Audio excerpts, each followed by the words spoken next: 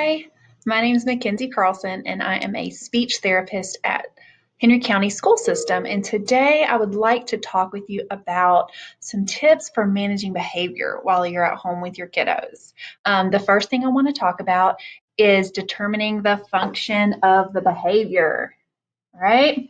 So that might mean gaining attention, they want to get something, they're avoiding doing something, and that could manifest as throwing or hitting or having a tantrum on the floor.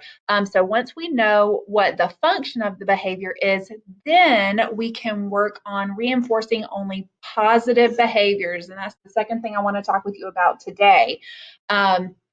So behaviors have to stop working, those negative ones. They've got to stop. So we don't want to use words like no or stop. Instead, we want to tell them what we want them to do. So if your child is jumping on the couch, we don't want to say, don't jump on the couch, stop, stop, stop. We want to say something more along the lines of, we sit on the couch. I like to sit on the couch. The couch is comfortable for sitting. It might not be you, mom. It might be another family member. If your child goes to daycare, it could be that these negative behaviors are being reinforced at daycare. So kind of do some investigating and get everybody on the same page about how you want them to react to the negative behaviors so that we only reinforce those positive ones. Those little brains know cause and effect. I did this and I got that. So I threw a tantrum and I got the cookie. I hit brother and I got to share his toy. So remember, only reinforce those positive behaviors. The third thing I want to talk to you about today is replacing the negative behaviors. So we figured out what the function of the behavior was. We only reinforced the positive behaviors, and now we need to replace the negative behaviors. So let's go through an example here. Your child throws a cup on the floor. Instead of saying, don't throw your cup down, hand over hand, go help them pick up the cup, go to the sink and drop it in the sink, and say something like, cup in sink. Good job putting your cup in the sink, and give them a positive reinforcement for doing what you wanted them to do. It might be a high five, it might be a hug, it might be a skittle. Eventually, your child will correlate doing what you want them to do with this positive event.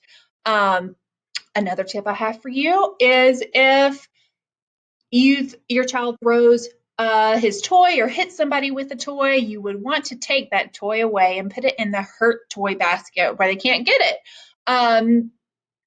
The idea behind this is that when your child exhibits a positive behavior, you will reward them by letting them get a toy out of that hurt toy basket.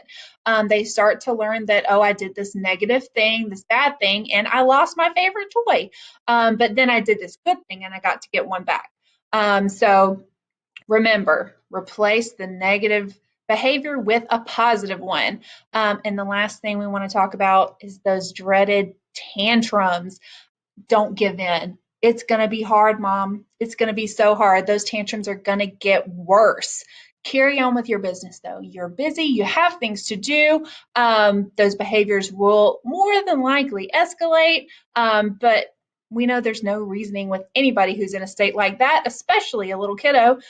So eventually they will realize that they're not going to get their way and they'll start to calm down. And when that happens, you're going to jump on it.